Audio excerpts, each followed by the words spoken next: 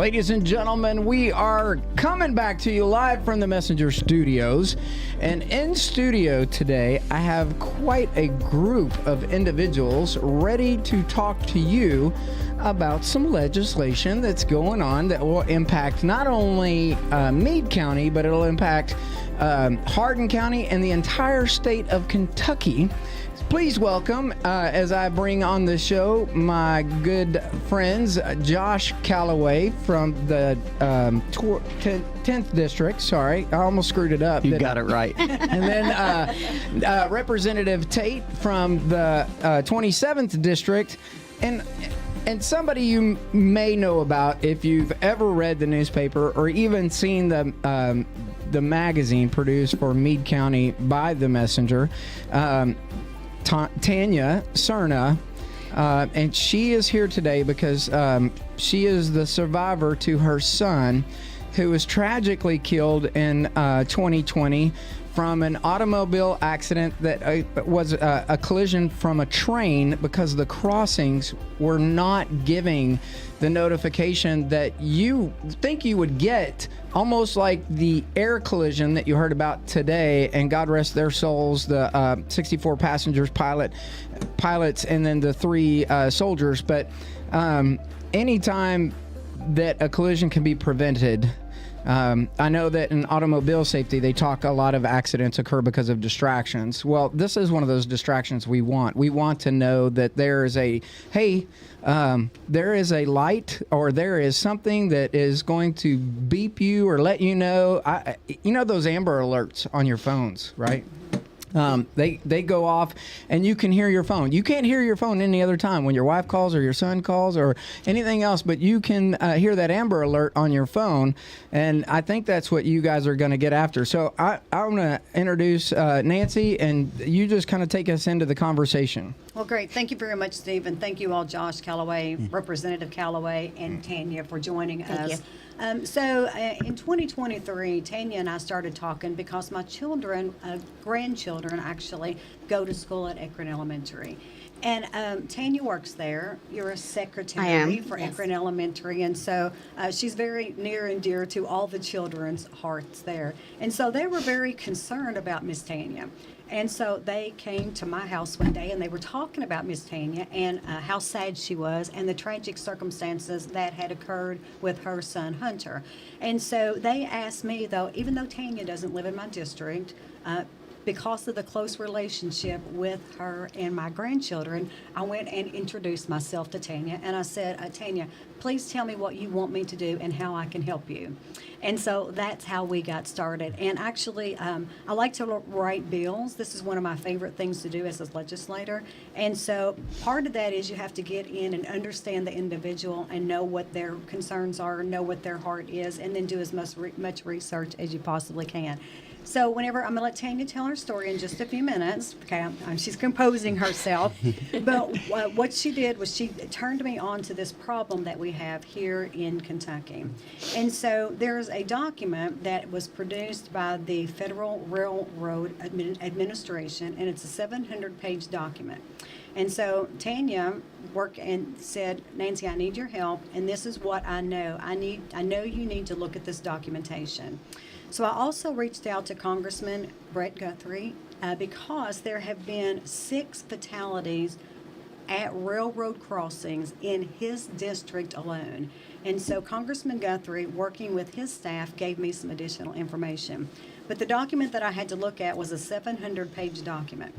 And so when we talk about that as legislators, you have to learn and love to read. This is a perfect example of why you have to learn and love to read, because of all the documentation that has been given to us by the federal government in how to create model language to prevent this problem.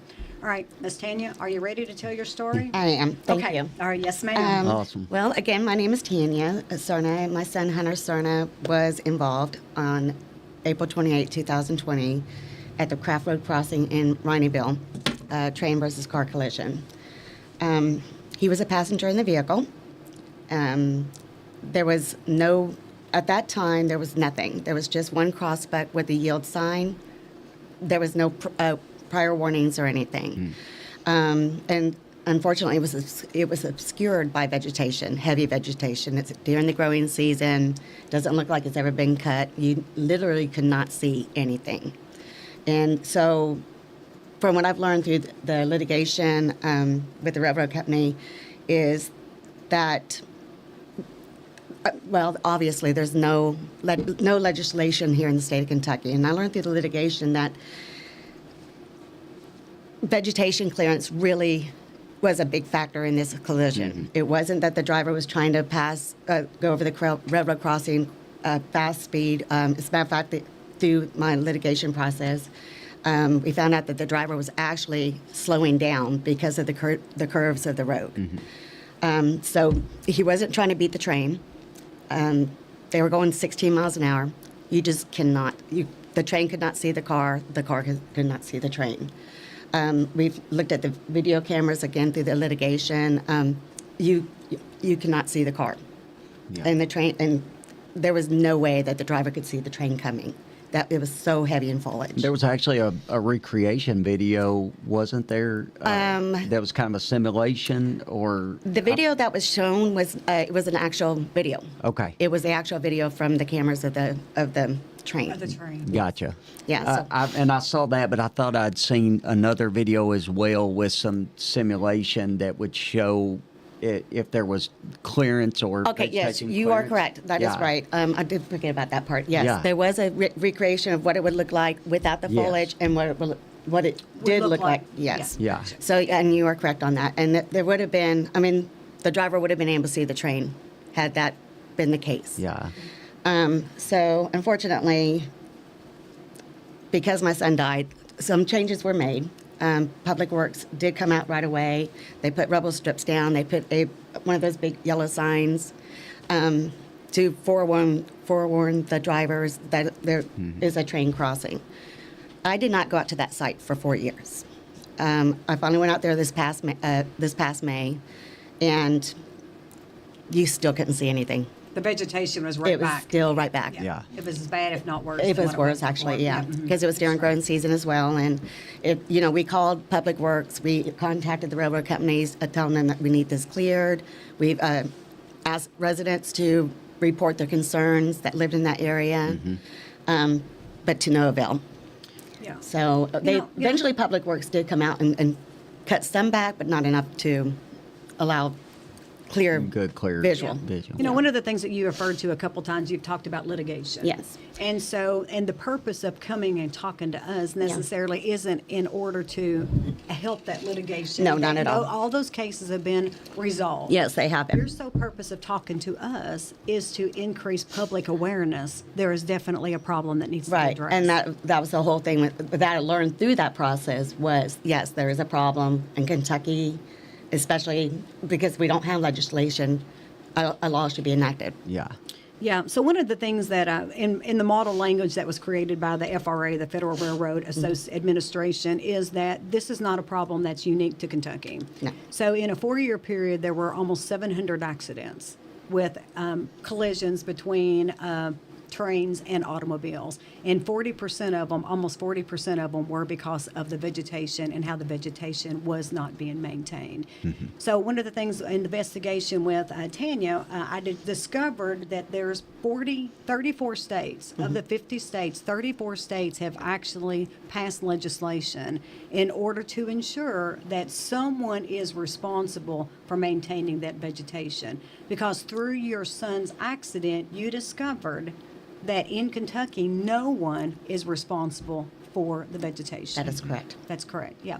And so what we're constantly seeing is it a local, is it a city, county, or state responsibility? And depending upon where those railroad tracks are, it could be any. Yes. Right, that's correct. So what the model language, what you've discovered and what we've discovered is that the model language says specifically that someone needs to be accountable for that. Mm-hmm. That's correct. All right. Yes. Yeah, right. Because if somebody, and I mentioned this many times before, if someone was held accountable for it and was held responsible for this wouldn't have happened. My son would be here today. Yeah.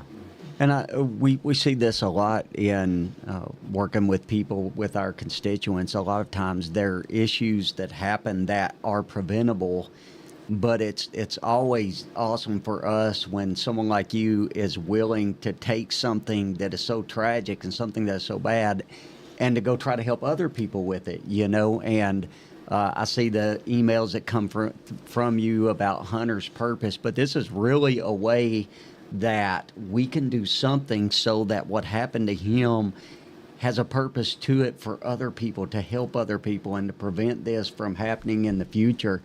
And so the strength that it takes for you to be willing to advocate for that, I want you to know that inspires us greatly. And so we're glad to be able to help. And a lot of what happens in Frankfort, you know, we've had these discussions, but it's a process. And when we make laws, we take it seriously because we don't want to impose things upon people, taxpayers, that we don't have to. But at the same time, part of government's responsibility is the protection of people. That is one of the primary constitutional roles of government. And so when we look at these railroads, and Nancy has worked with some of them already for this legislation. Last session, it was House Bill 315 that Nancy filed.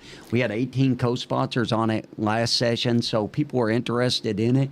And so we're excited. We don't have a bill number yet, but we'll get that filed next week and be able to get that out in the public and let people know what's going on. But I encourage everybody to research this, look at this, listen to your story, and I think we can do something for the good of Kentuckians as a result of what has happened and what you've had to deal with in your life. So thank you for being willing to bring this to somebody's attention, and for Nancy for reaching out to you and seeing what could be done. Yeah, definitely do not want this to happen to any other family, community. You know, it is very tragic. We're still living through it. We are always going to live through it. We know the pain. We don't want someone else to suffer that same pain. So yeah, that is definitely Hunter's purpose, is bringing awareness.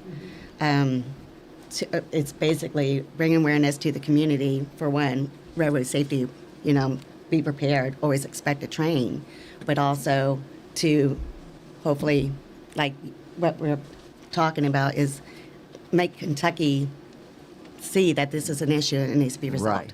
Absolutely. I think one of the things, too, that we need to take into consideration is that I said that there were 6 fatalities. Yes, ma'am. Here in just this one district in Hardin County. Yes. And within a 5-mile radius, within 5 years, there's been 6 fatalities. And so if you think about, and we all think about all of our counties and everywhere that we live, we've got railroad crossings all over our counties, and most of them don't even have a cross, you know, but they don't have lights, they don't have arms, and so therefore we're completely counting on our visibility. I think one of the things too, Tanya, going back to your son's situation, was that it was the time of the day also. That is correct. Right, and so can you talk about that just a little bit, and how that limited his visibility as well, in addition to the inability to hear, inability to see, inability to... Yes, ma'am. It was approximately 8 p.m. The sun was setting on the west, and they were driving into the west. So when they're approaching the railroad crossing, not only were it was obscured by vegetation, but they were also being blinded by the sunlight. So had they had some sort of other warning, like you said, lights and arms and, you know, or at least visibility, this could have been prevented. Yeah. So it was definitely the time of day that blinded the driver. Typical 19-year-olds, I'm sure they had the music up. But, Of course, we all do. Yeah, Right. so I'm sure that was probably a factor also, but I mean, that wasn't the cause. Yeah. So, but yeah, with those two. It was almost like the worst possible It was scenario. that is correct. Yeah, It that's was. exactly right. Yeah, and it was horrible. So, I mean, he literally just left the house not even 30 minutes prior to this incident. And, I mean, it was just within that 30-minute time frame, me telling him, I love you, please be careful and be home by midnight. 30 minutes later, I get the phone call. Yeah. So, and it was, I mean, my husband was out there making a vegetable garden. All of this is so vivid in my brain. And it was just, I knew the sun was setting and I saw it. You know, it's just, you could, where my house faces, I mean, you actually see the sun coming down. So, it was definitely at that time of day. And like you said, it's those with the vegetation obscuring and then the time of day, it was just, it was, like you said, the worst possible scenario. We had a situation in Breckenridge County where actually one of our judges there was headed west on Highway 60 and had a really bad accident. And thankfully, or actually he was headed east and the car that hit him was headed west. And we talked about it. Thankfully, he's made it through. He's had a rough way to go, but he's back to work. And I've seen him just in the last 2 weeks, and his health is getting much better. But that was actually a factor. We were able to work with the ad district and with our local judge executive and get lights out on the side of the highway on the poles, not just right in your vision, so that they would be able to see if the sun is in their eyes. There's still that other mechanism to notify them. But do you want to talk a little bit about the legislation and kind of what we looked at last year and what you had come up with, and maybe what the bill will look like when we file it next week? Yeah, I do. Yeah, so one of the things that, as I've said, well, I don't know if I said it or not, but there's, as I've said, there's like railroads that are, all over the United States. There's specific railroads that are dedicated just to Kentucky. And so it's not just one railroad that we're dealing with. It's 4 railroads that we're actually dealing with. And so one of the things that we need to do, or I'm looking at, is I want to make sure that, let's just say, for example, CSX, because we all know that CSX operates in Kentucky as well as multiple other states. So what we're trying to do is we're trying to make sure that this language is, we don't necessarily want to accommodate CSX, but we want to make sure that if CSX is coming from Tennessee, that as soon as they cross into Kentucky, they don't have a different policy. So we're trying to make sure that for all the railroads that we're working with, it's consistent policy across their operating district. Yeah. So that's the very first problem that we had. The second problem is that for them to claim responsibility. Who claims responsibility? And so we've had a lot of conversations about this, and as a matter of fact, I had asked Tanya if I was doing a legislative update in Akron in the elementary school, and I said, may I use this as a topic of discussion so I can demonstrate and show the kids how the legislative process worked. So we had the House and we had the Senate. And so one of the children was actually the sponsor of the bill, and he actually sponsored the bill, and he threw it out, and we walked through the process. So the House created the bill, and then passed, and they decided what they were going to do. They passed it over to the Senate, and the Senate said, we don't like that. Right? And so they send it back. Which is very typical. Absolutely. Well, in Frankfurt. Even if it starts in the Senate, it goes to the House, and we don't like it, That's right. We want to make modifications to it. So the Senate actually made modifications to it, sent it back to the House, and the House wouldn't accept it, right? And so then we finally agreed on the language, and that was to, that the railroads, we started out with the railroads being responsible. But that was part of the debate, is who's going to be responsible. And then that we finally agreed that the railroads would be responsible. Then, to your point, who's going to pay for this? And so that's one of the concerns that the railroads have as well, because we know we're all living under inflation. It's not like the railroads are really, real prosperous. The federal government and the state government were always giving them money. Right. And so that was an issue in 2024, is who was going to pay for this, and the railroads were concerned that they would not be able to maintain the vegetation to the level that it needed to be with their constrained budget. So we brought that up. I brought that up to the people that are responsible for the budgets, the A&R department, the committee, and so we put in the budget $230 million for the railroads. Of which over $100 million was specifically to be used for safety purposes. So now we've actually given them an opportunity to, you've got $130 million. Now let's work on this language, and let's make sure that this language is something that we all can agree on. Right. And the language is who's going to maintain the vegetation, what the footage is, at what distance does it need to be maintained. There needs to be an inspection process. That's part of the bill, that there's an inspection process, and then there is actually fines Right. if the vegetation is not maintained. Yeah. And so the bill writer and I have looked at the model language that's coming from the FRA, and that's exactly what the bill says, to which we are now getting agreement from the railroads that this is what the model language says, that they understand that they have funding, and now we need to move forward. And you were saying something earlier before we started recording about the constitutional aspect of it as well, that there's a lot in the Constitution that the railroad fall under. Yeah, it's really interesting because if you look at, we currently have our fourth Constitution in Kentucky, and the Constitution that we're under is from 1891. And so, interesting enough, the railroads have a pretty significant section in the Constitution in Kentucky. And so, frequently, whenever I bring up, we need to do something with this, that the federal government has told us that there is a problem with their language and that each state needs to address it, of which 34 states have addressed it. But people are like, oh, no, Nancy, the railroads are protected in our Constitution. And so when I look at the language in the Constitution of Kentucky, there is a lot of protection for the railroads, but not in this regard. Yeah. And so one of the things that's interesting, and while I have the Constitution in hand, is that the U.S. Constitution has 27 sections. And the Kentucky Constitution has 263 sections. 263 sections in the Kentucky Constitution. And so the thing that's so interesting to me, Josh, you and I know that one of the things that we can't do, the Kentucky Supreme Court has said, is that we cannot pass legislation that would impede future General Assemblies. And yet at the same time, we've got a Kentucky Constitution that has 263 sections that impedes us in almost everything that we do. Yeah. So, you know, I'm a constitutional, love the Constitution. I, took an oath to support the Constitution, but we've had 4 constitutions, and I'm ready for a 5th. Yeah.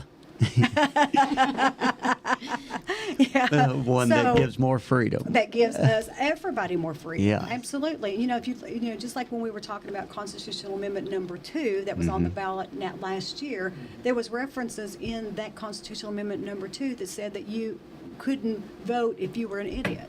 Yeah. I mean, does that language really fit in our Constitution today? And if you look at our Constitution today, and I don't want to get on this soapbox too much, but it actually says that we can own slaves. Yeah. So our Constitution is so outdated. Yeah. It is so impeding. And so therefore, you'll hear me talk about this every opportunity I get, is that this Constitution from 1891 is impeding us, and that we need to do something in order to upgrade it. Yeah. Yep. But going back to this topic at hand, in addition to the $230 million that the Commonwealth of Kentucky put in the budget for the railroads, the federal government also has a grant program, and it's called Railroad Crossing Elimination Grant Program. And so this grant program has money in it, keeps money in it, to help the railroads fund the maintenance of the vegetation. Right, so it's not necessarily that Nancy and Josh, that we need to constantly advocate for this money to be in the Kentucky budget. It's already in the federal budget. Right. Right. And so I just feel like that we're slowly chipping away at all the concerns, which is sometimes why it takes 3 years for really good legislation to move forward, is to answer all the questions that people have and their concerns. Yeah, and I think it's important to understand that in that process, as we go through it, there's so many different inputs to that. You have the personal input, the grassroots input. A lot of these larger companies, specifically the railroad companies, I mean, they have lobbyists that are up there, and they are lobbying and working. And what I found a lot of times, they want to be a part. Absolutely. They just want to be a part of what's going on. They would rather do it with you than for you to do it to them, But that is the aspect of it that we have to deal with. And then as far as the way that the process works is a bill will be filed, and then that bill will be referred to committee. And then the goal is we get it in committee, and we're able to present the bill. It would be voted out of committee, and then it would have the ability to come to the House floor after it gets its third reading, and then we would get a vote on the House floor, and then it moves over to the Senate. And then we start this process over again. We get their input, and we're having those conversations. Like you said, you'd reached out to Senator Meredith already. That is correct. And so we'll try to be on the same page, but everybody will get their input.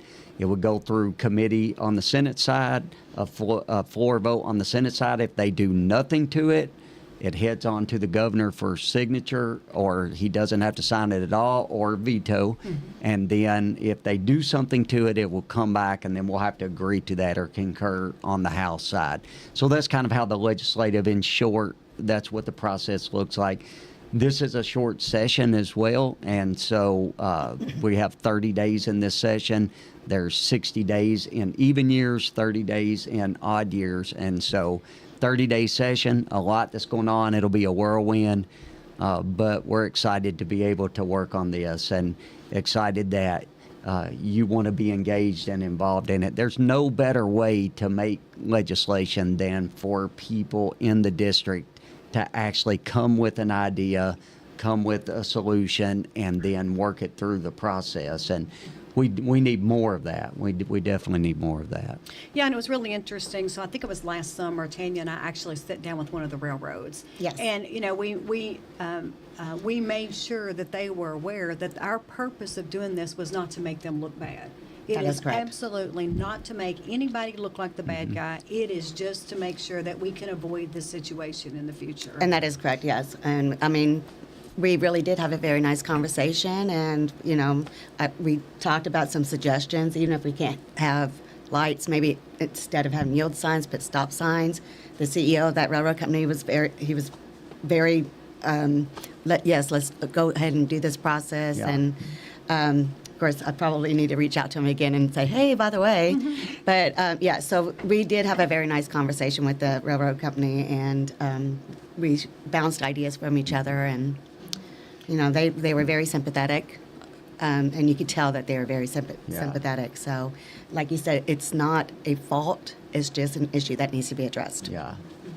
Yeah, and I think when you say that you need to reach out, that's one of the best things that you do is that, if somebody's not advocating for this and somebody's not pushing it, then it will get put, on the shelf. And that's that whole squeaky wheel thing. And we really appreciate your efforts and how you're keeping it fresh in other people's minds. Yes, that is one of my goals, and as part of Hunter's purpose as well, is just promote railroad safety awareness and, make sure that the community is aware that, be careful at railroad crossings. Like you said, if there's no lights or arms or very little signs, always just be on the end, on the, whatever you call it, on the defense. Mm-hmm. Right. Yeah. Defensive. So be alert. Defensive driver. Be a defensive driver, especially at railroad crossings, because there are a lot. And like you said, Kentucky, it's got so many rural counties. Oh, yes. And a lot of them do not have lights or maybe just like the arms or anything. I mean, they just may have one yield sign or one crossbuck sign and no forewarnings. So vegetation does need to be cleared. If they're not going to do anything else, at least clear the vegetation. So I thought about this story because obviously it came to my attention earlier this week at a town hall that Nancy, several other elected officials were at, and I thought it was a brilliant subject. Not just because of the tragedy for one, but for all. When I started doing a little bit of digging, and of course Nancy handed me this story to read, and the conversation we had before this too. You have to kind of take a look at how does this feel? And I drove across a railroad track just yesterday, the Rineyville, where the Rineyville Circle is, and I thought about that, like. I couldn't see down those tracks until you come up to a certain point. And in certain towns, like even in Pennsylvania, like you're coming past a building and then you see the train tracks or things to that effect. Well, you're not going to move a building, but vegetation, especially out on rural roads and things of that nature, will have a huge impact. And I just think it's one of those things that we could prevent. right? Yeah. And what are we talking? We're talking fuel and probably energy of manpower to go out there and clear that off. Or, some of these train companies have those big old things that got the scissor blades. That is correct, They yeah. just come down off the side of a thing and they just start clearing it out. But I think it's good accountability and it's good stewardship to figure out who is responsible. I think I said this, Nancy, when Judge Koch ran for office. It's great that we got a plan. It's on paper, but who's executing it? Because nobody's responsible. You know what I mean? That's right. It says who's all's involved, but it doesn't say who's responsible to make sure all of these things happen step by step. And ultimately, you want to lay that responsibility. I just want to go back to the process because you talked about litigation, Tanya. We know what comes from litigation. It's ups and down roller coasters, correct. and you just want to get to the end state of it all so that you can put that behind. And now you've come to this conclusion as discussed today, but realistically, you're going to introduce the bill. You're writing it, and it's going to go in you said 4 days. Is that correct? Quite possibly, yeah. So I'm still working on the language, and I'm going to hand it over to Josh. Josh, okay. Yeah. So one of the reasons why I'm handing it over to Josh is because Tanya actually lives in Josh's district. Yeah. Yeah. So he actually, Yeah. deserves the opportunity to 100%. carry this. Yeah. Absolutely. So you would be a co-sponsor. I will be Yeah. absolutely Yep. a co-sponsor. Man, The very first co-sponsor. that's awesome. Absolutely. So I think this is good for Kentucky. Of course, that's my opinion, but I'm curious to see how much lobby you get from the railroads, and that's the pushback, right? Because they are just loaded to the gills, and I'm sure they'll have their lobbyists coming in there. Well, this is not a good bill. This is not going to do good, and all this.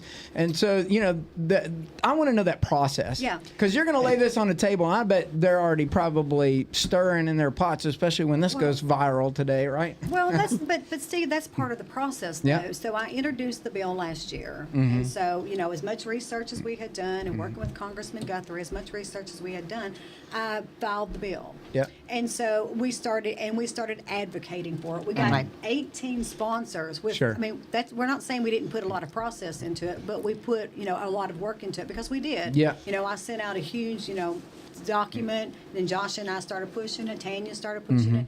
So then the railroad, their lobbyists did come to me. Yeah. And they said, Nancy, we've got some concerns. And the concerns that we have is that we don't just operate in Kentucky. And I said, okay, let's work on some language that we can all agree on. We've got 4 railroads that I'm working with. And so therefore, I turned the language that we had worked on over the interim to the railroads, to those Right. lobbyists. And I said, I need you all to look at this, and if you can't advocate for it, just be impartial. And that's exactly all I expect is I don't expect you to advocate for it, but I want to be able to look at my peers in the House and in the Senate and say that I have reviewed this with the lobbyists for the railroads who have worked with their clients, and this is something that they are not in opposition to. And Steve, the most important thing that Nancy did probably in that whole process was working with the A&R Appropriations Committee and getting the money there because from a lobbyist standpoint, what it comes down to is, well, you can't give me an unfunded mandate. You can't tell me to do something that's going to cost me money without giving us the money to do it. Right. And so that excuse was removed. It was taken away. That's right. And there is money on that side that can be spent to lobby for and against things. But one thing they don't have is they don't have the passion that she has, that Ms. Tanya has, and that we have to be able to get in and really talk about what this does and what it doesn't do and make sure people understand the facts. And so I'll put her passion up against I bet you will. any lobbyist any day of the week. Yeah. And it doesn't mean we exclude them at all, Right. but at the end of the day, we are here to represent our constituents. And so they have a job to do. We have a job to do. We collaborate to do that. And then little by little, we move it forward. And so I think that's what we'll see this session. We'll get more input. Yeah. We'll see how far we can go. I mean, I'm hopeful that we pass something this session. Let's get it done. Let's get it done. Yeah. But getting it out into next week Yeah. quickly and going ahead and getting all those people coming to us, and she's already been to them. I think we'll be able to at least have a solid conclusion that Sure. we're going to know where they're at pretty quick. If they're going to support, if they're going to fight it, or if they're going to just say, okay, we'll stay out of the way, and then whatever y'all do, we're good right. with. So. Right, and I think that the other part of the process that we didn't talk about is we're the legislative branch. Yeah. So it's the executive branch's responsibility to implement the law. And so if we don't have buy-in from the railroads, Sure. then they also have association with the executive branch. Right. And so, and in practice, we've got hundreds of bills that have been passed that have never been executed, that have never been implemented. And so the last thing that we want is that sounds for familiar. this bill to be passed, to go across the governor's desk, and then for the executive branch now or in the future not to implement it. So we want this bill to be something that everybody can at least not fight against, but can at least just say, I'm going to be impartial, I'm going to let it go, and I'm going to follow the regulation. Yeah, and to that point, the benefit of that, whether the executive branch enforces or does not enforce, it allows somebody like you to litigate because the law was in place. And I'm sorry, just because somebody doesn't enforce it doesn't mean that you don't still have to do it. So, or what is that old saying that goes, just because you didn't know about it doesn't mean that it's sure. not wrong, you know? Yeah, ignorance is no excuse. Yeah, right. That's right. So, That's right. and I share that with everybody in the audience because you can't just go to be elected, one, and then two, show up unprepared. You guys are now 8 or 7 days. 7 days into session? 4 days. 4 days. I thought, okay. 4 days into 3. That's right. yeah, okay, 30 yeah. days. 4 days into 30. That's Yeah, right. 4 down. Traveling back and forth, you're all over the place. But y'all been working on it. See, and this is the other thing. People think that when you're elected into the House seat, that you only work those 2 months in the year. No, you're working all year long on this stuff. And Nancy, I know I've talked on numerous podcast shows about your readership. You go through 30,000 pages of documents, and she's a line by line gal. So Yeah. she goes right. I mean, she is a book person, which is great because that detail has probably saved a few bills in the House and in the Senate over her time there. But Josh, I'm super glad that Representative Calloway, I'm super glad that you are throwing this bill on the table. What is it that everybody can do to get behind this and support it from a constituent standpoint? Yeah, I think the first thing that we can do out of the gate is just encourage the other representatives to co-sponsor the bill. That's Okay. right. And because that's going to help, because our leadership team, and we've had this discussion several times, but they are the primary gatekeepers of bills, what bills move Right. and what bills don't move. But it helps our cause when we have multiple members in the legislature that have co-sponsored those bills, and they see that there is broad support for it. So that's what we'll be doing. Tanya's going to be in Frankfurt. I know Good. that for a fact, and she'll be talking to people. And the grassroots can do that. They can encourage people that are not in our district, can Sure. encourage their representative to co-sponsor this bill and to support it. And so I think that's going to be the key aspect of it out of the gate. Just let's build those co-sponsors and Right. show that we have broad support for it. Yeah. So if you're listening, the best thing you can do is if you believe that this is the right thing to do, call, write. I think in every legislative update I've ever seen, it's got every state senator and representative. It's got their email address. Probably they all have their personal phones on there too.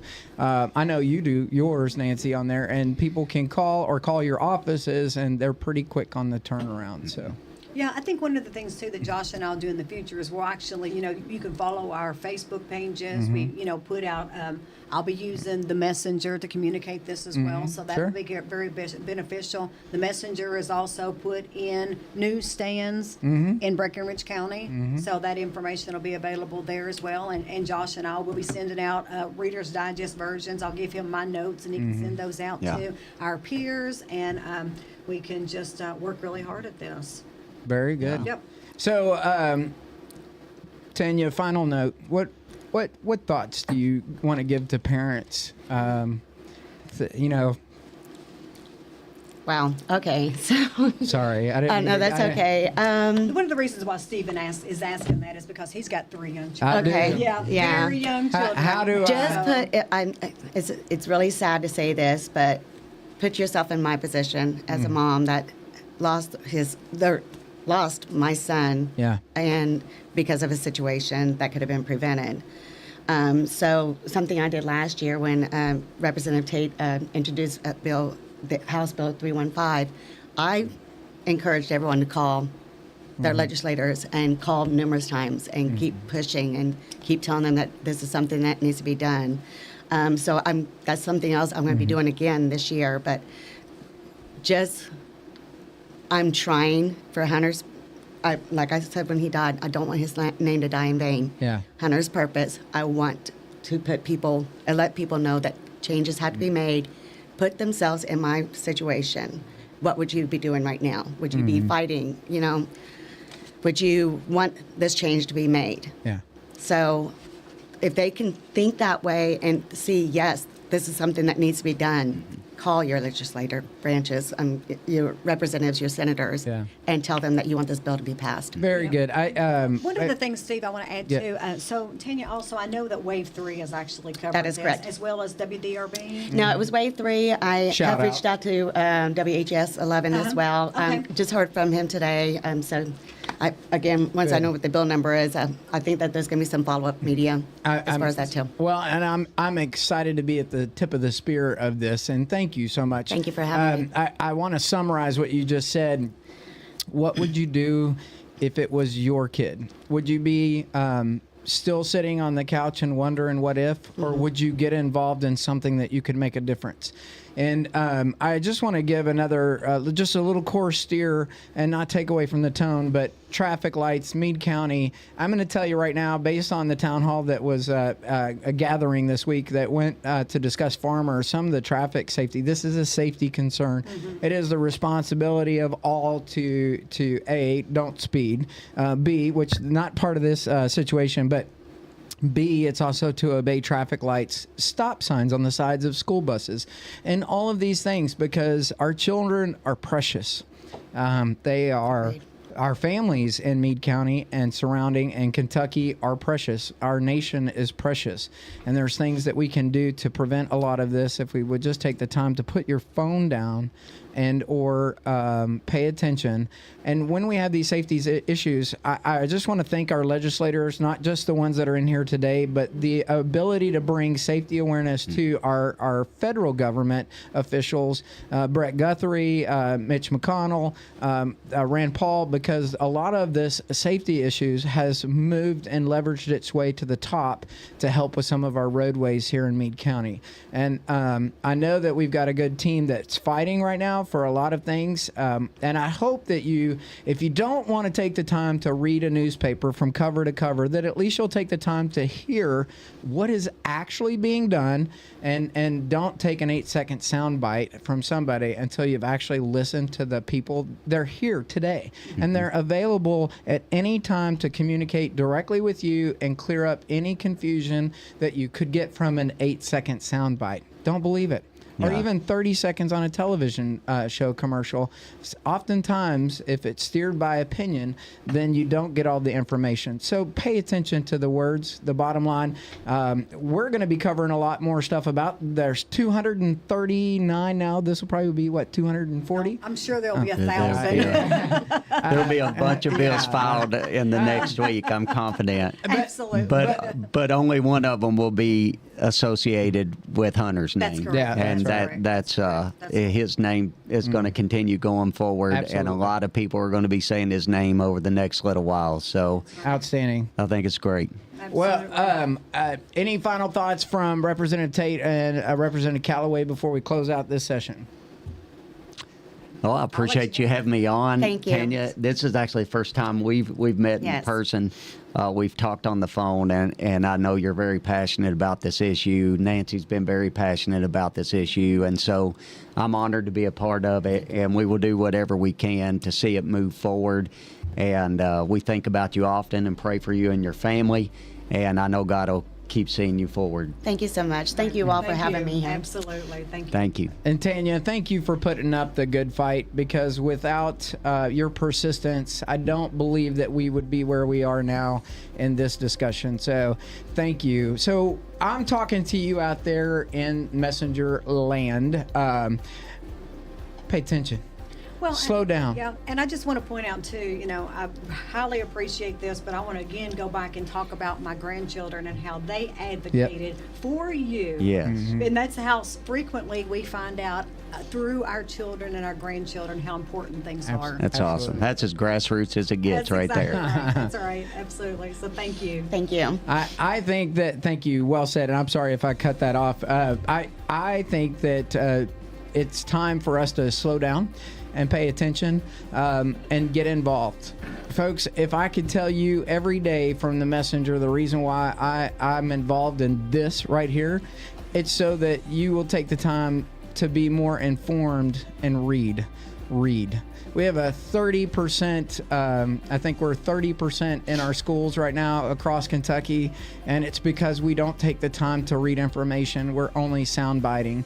And until you can compare, contrast, and understand information, there's a lot more behind a story. Newspapers don't have all the room and space, so you have to kind of extend beyond the social media posts and the newspapers and the television shows.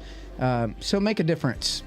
Get involved. Vote, read, call your constituents, call your elected officials as a constituent, and don't stand on the sidelines. Do just like this woman right here, and her name is Tanya Serna.